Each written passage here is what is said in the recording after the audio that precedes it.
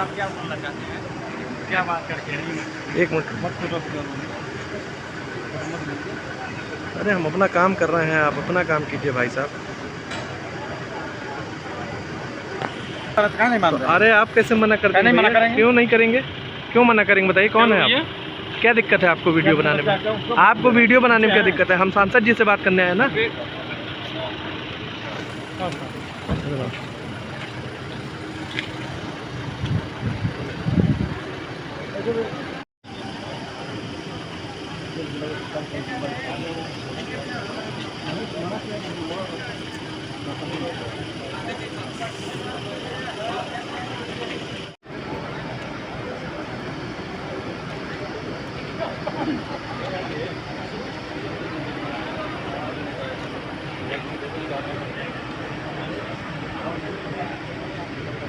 आगो गड्डी में ना वहीं बैठे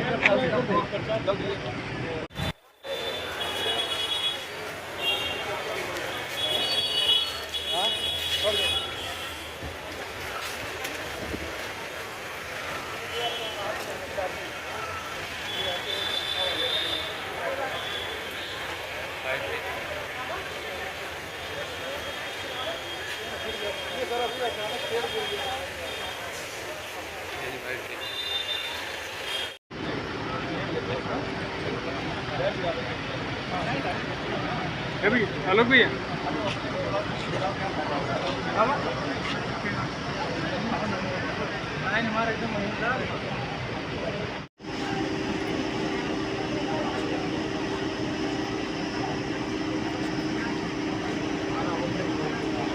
लेकिन काम लागे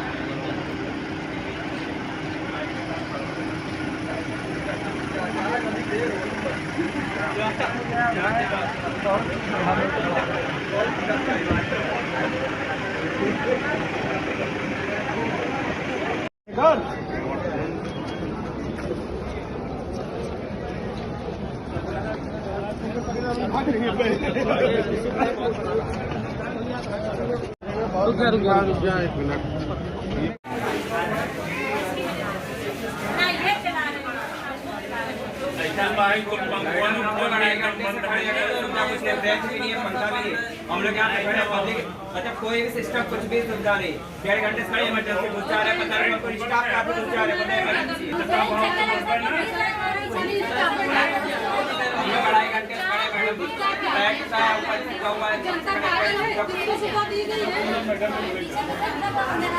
ये नहीं जो है पंखी पंखा होना चाहिए, लगना चाहिए, मरम्मत होना चाहिए, इसी प्रकार का ध्यान नहीं दिया जा रहा है।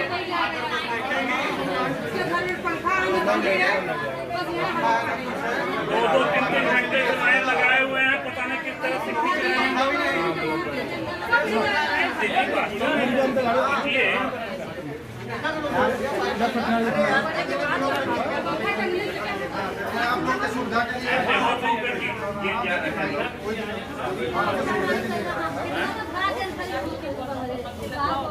एक्सरे मशीन का क्या और चाहता है यहाँ, इतनी भीड़ हुई है।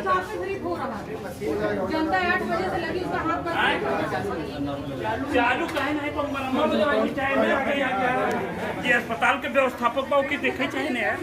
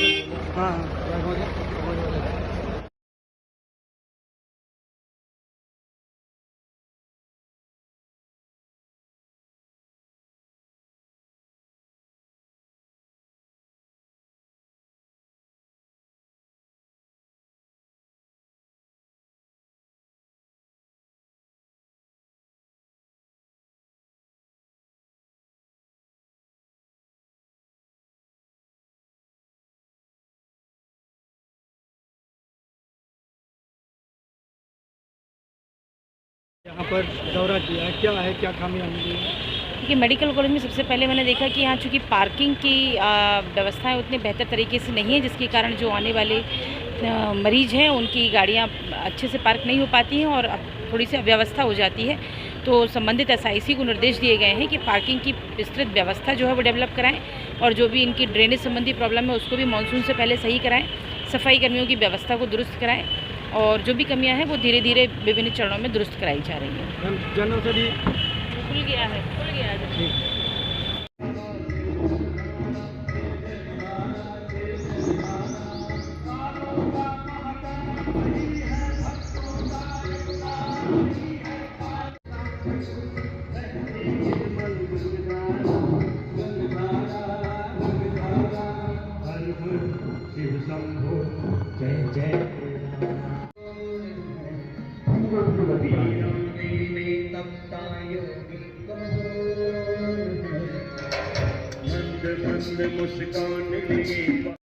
नाद कोई तारा डमरू कभी कभारा, नाद कोई तारा।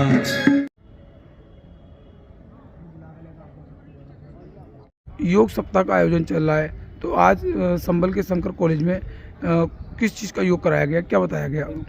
आज के सेशन में हृदय और फेफड़ों से संबंधित योग का अभ्यास कराया गया, प्राणायाम भी कराया गया, उनकी औषधियों के विषय में भी बताया गया और सभी साधकों से ये निवेदन किया गया कि वे यदि प्राणायाम को अपने जीवन में अपनाएंगे तो उनके हृदय के और फेफड़े के सारे रोग बहुत आसानी से खत्म हो जाएंगे। संबल में योग सप्ताह का कार्यक्रम चल रहा है, तो कैसा आयोजन चल रहा है और क्या क्या यहाँ सिखाया जा रहा है? योग हमारे जीवन का अहम हिस्सा है। हम सभी को योग प्रतिदिन करना चाहिए। सरकार की तरफ से, माननीय मोदी जी की तरफ से 15 जून से लेकर 21 जून तक अंतर्राष्ट्रीय योग दिवस के उपलक्ष्य में 21 जून को अंतर्राष्ट्रीय योग दिवस मनाया जाता है, जिसके उपलक्ष्य में सरकार के द्वारा ये कार्यक्रम आयोजित किया गया है और हम सभी लोग योग करें और निरंतर योग करें, क्योंकि योग हमें रोग से ही नहीं भगाता है बल्कि एक जीवन में सामान्य जीवन में इतनी अच्छी चीज़ें लेके आता है कि हम स्वस्थ रहते हैं और बहुत ही शांतिप्रिय रहते हैं, मिलजुल कर रहते हैं। योग हमारे शरीर के साथ साथ समाज और लोगों को इस प्रकार जोड़ता है कि अगर हम सब लोग निरंतर योग करें तो हमें लगता है कि देश नहीं दुनिया में रोग ही खत्म हो जाएगा। इसलिए हम सब लोगों को निरंतर योग करते रहना चाहिए और खुश रहना चाहिए, सबको स्वस्थ रहना चाहिए। धन्यवाद। और आपसे मैं अनुरोध करूँगी कल 10 बजे मेरे कार्यालय में लाइवलीहुड मिशन से संबंधित और कोई व्यक्ति जिनका आप तीनों लोग से अनुरोध कर रहे हो, कल 10 बजे आप कार्यालय में आ रहे हैं। इसका एक केस बाय केस हम डिस्कस कर रहे हैं।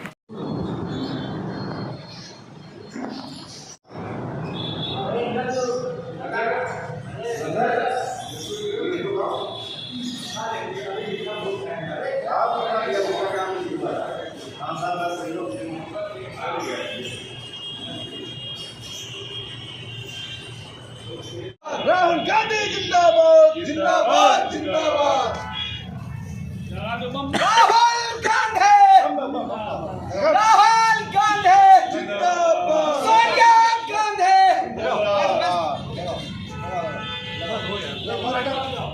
बहुत तेज लगी भैया।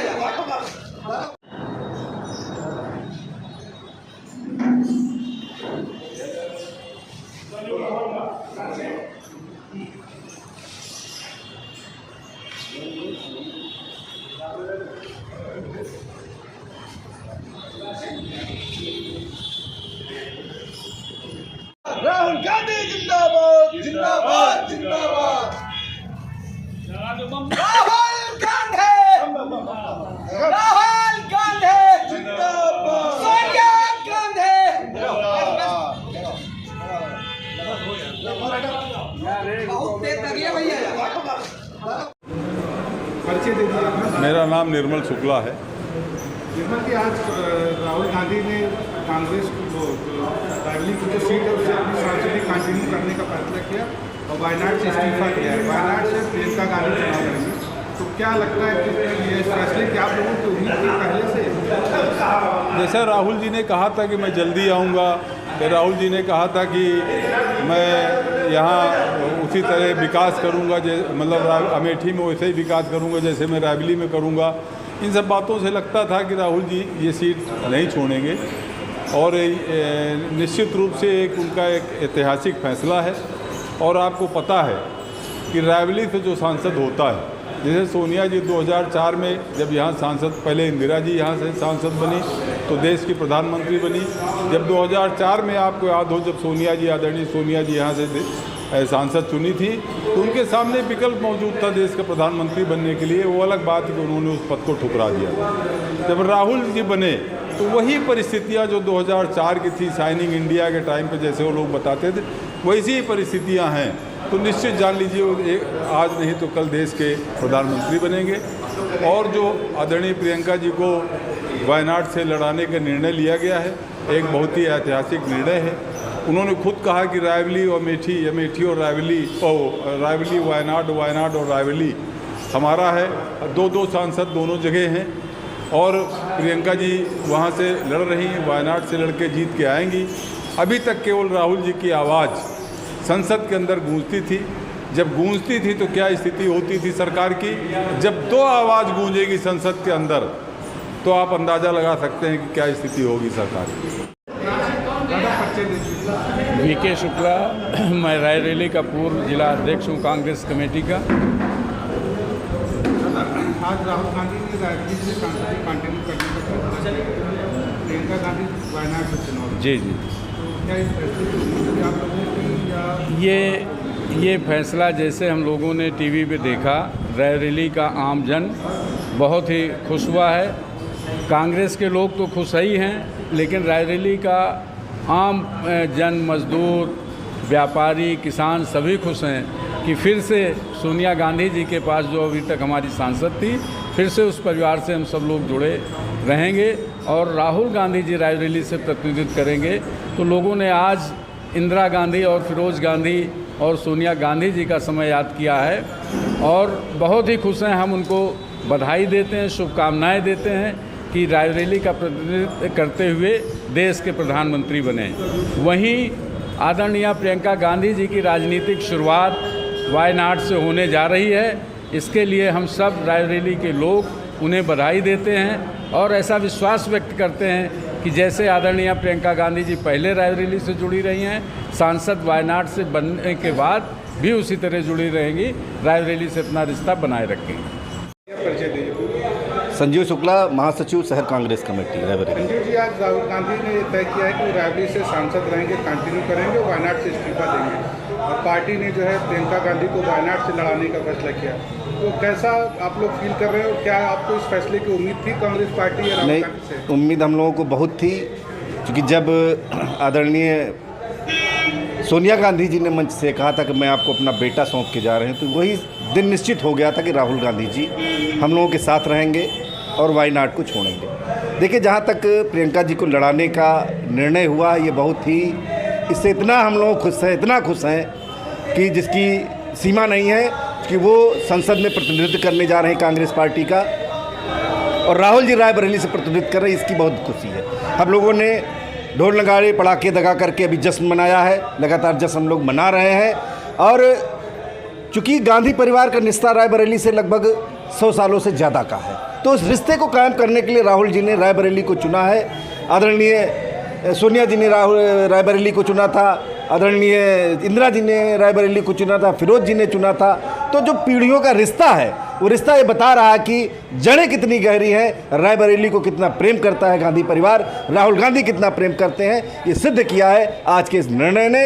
इस निर्णय से हम लोग बहुत खुश हैं और आने वाले समय में, चूँकि उत्तर प्रदेश दिल्ली में प्रतिनिधित्व करता है देश का, रायबरेली प्रतिनिधित्व करता है, इससे ये साफ हो गया है, ये तस्वीर साफ हो गई है। आने वाले समय में राहुल गांधी जी हमारे देश के नेता, देश के प्रधानमंत्री बनेंगे और रायबरेली से ही वो देश का प्रतिनिधित्व करेंगे। ये आज बात तय हो गई है, लिख गई है। इससे हम लोग बहुत खुशी हैं, बहुत खुश हैं, बहुत खुश हैं।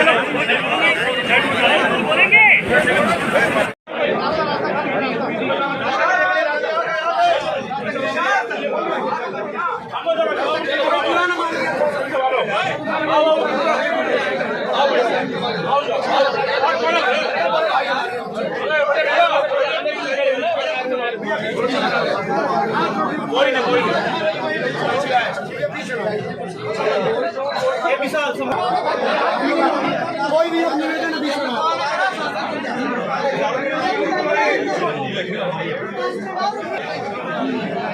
चलो रास्ता बनाओ भैया, रास्ता बनाओ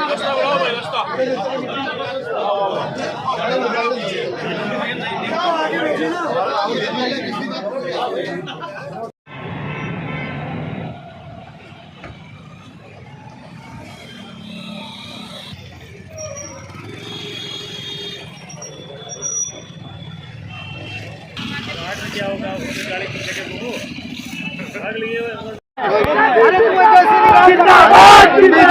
लगाओ यार।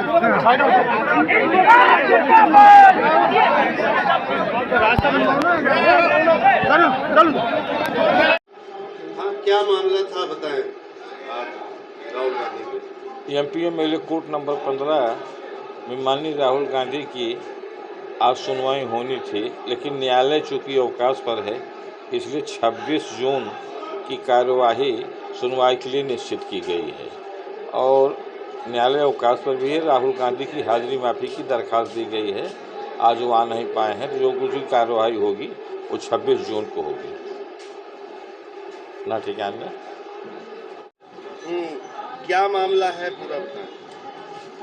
आज माननीय राहुल गांधी जी का मुकदमा लगा हुआ था जो मानहानि से संबंधित है, जिन्होंने माननीय गृह मंत्री अमित शाह जी पर अभद्र टिप्पणी किया था और मुकदमा बयान मुलजिम में है। लेकिन चूँकि हमारे यहाँ पीओ महोदय अवकाश पर हैं और अधिवक्ता महोदय भी हड़ताल पर चल रहे हैं, जिस कारण कोई सुनवाई नहीं हो पाई और 26 जून की तारीख नियत हुई है।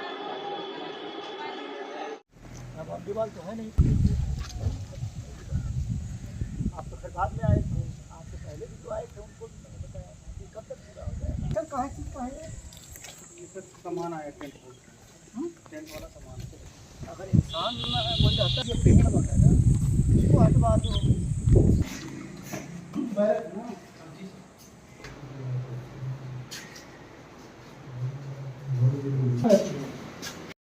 ड्यूटी कब है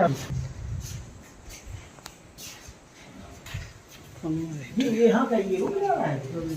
आप किस बाउंड्री बना रखा है, कौन कौन रहेंगे, इसका इंचार्ज किसको दिया है, किसी ने किसी इंचार्ज तो बनाया हुआ ना बैरक का। गंदगी वगैरह किस पे सारे लोग छोड़ दिए तो खाली को बिछाने की जरूरत नहीं।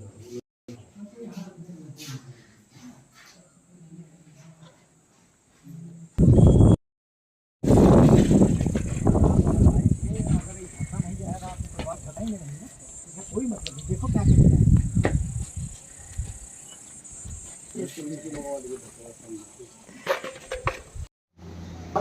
जब ये आपका मिशन शक्ति शुरू हुआ होगा, महिला हेल्प डेस्क के लिए जब यहाँ पर जो ऑर्डर आया होगा, शासन का आदेश आया होगा, उसमें निजवानी जो क्लियर कट व्यवस्था की गई है कि जहाँ ये रहती है और इसमें जो भी आता है कंप्यूटर तो कहीं स्कैन वगैरह होता है, आगे से ये कंप्यूटर आप लोगों से अलग रहता है ना वो क्यों आप क्या हैं? PRD हैं। तो आपके संवेदनशील एक बंदा ऐसा नहीं मिल पा रहा है जो अपना गुड वर्क दिखा। कांस्टेबल कपीस राय, इन्होंने थोड़ा हिम्मत करके बताई कि वर्ष 2024 में हमने एक्साइज एक्ट के तहत एक अभियुक्त की गिरफ्तारी की। अब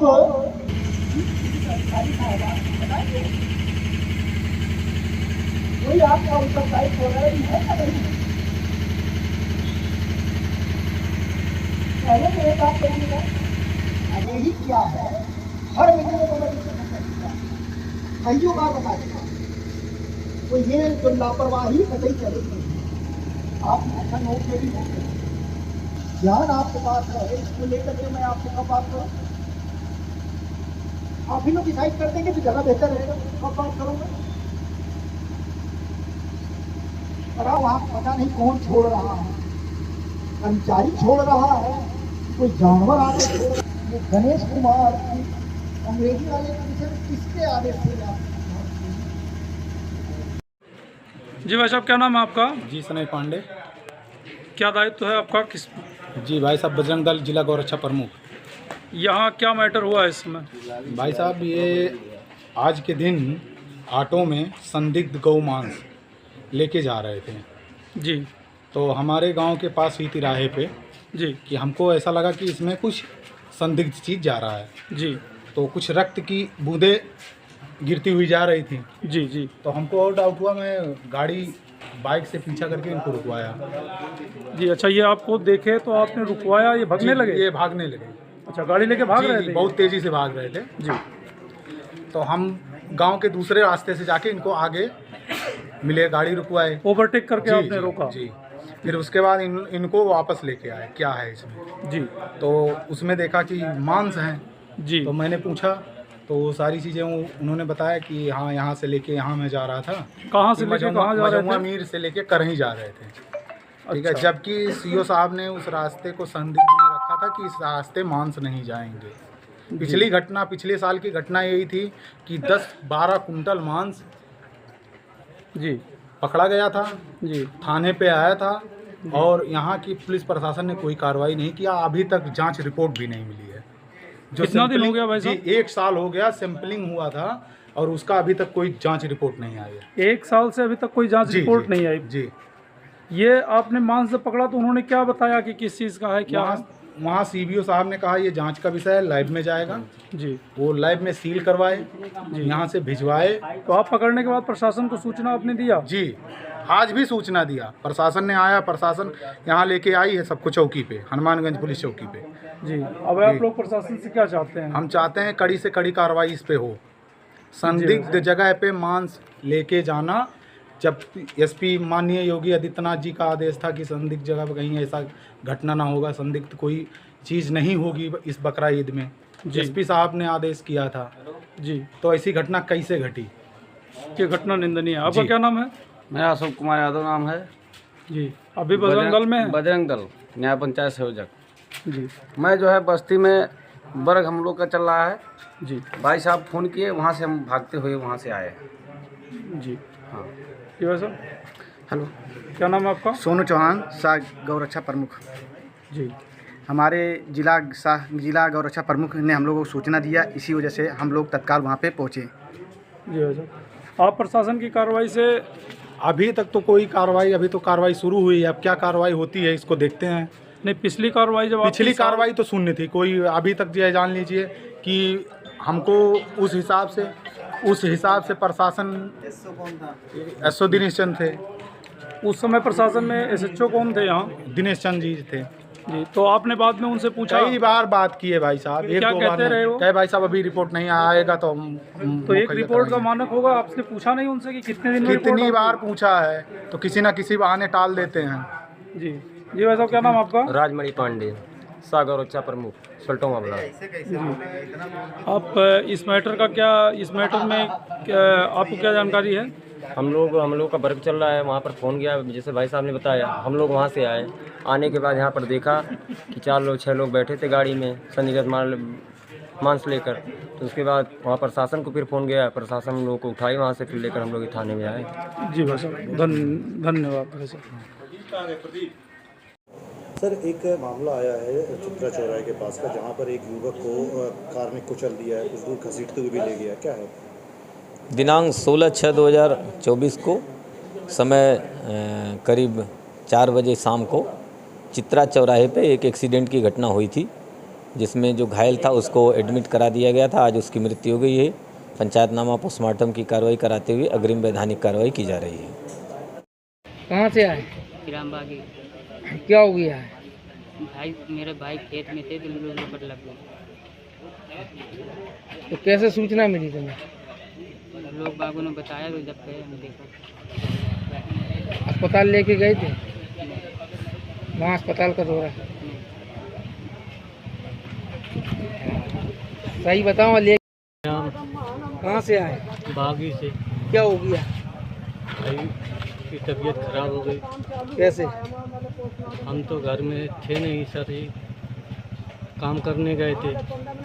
अब गांव के जो सदस्य हैं वो बता रहे कि हार गया था, कहाँ गया था, और वहाँ पे इनका मिला है तो उठा ले आए हैं। और सर जी जब हमको खबर लगाई, हम तो मंडी में करते थे काम गिट्टी सरिया के, तो हम पहुँचे तो हमने कहा चलो अस्पताल लवा चलें। अस्पताल लेकर क्या कहा डॉक्टर ने? डॉक्टर आए तो बोले कि कितनी देर हुए, तो हमने कहा सर जी हम जैसे पहुँचे तो ले आए हैं। बोले ये एक्सपायर हो गए हैं सर जी।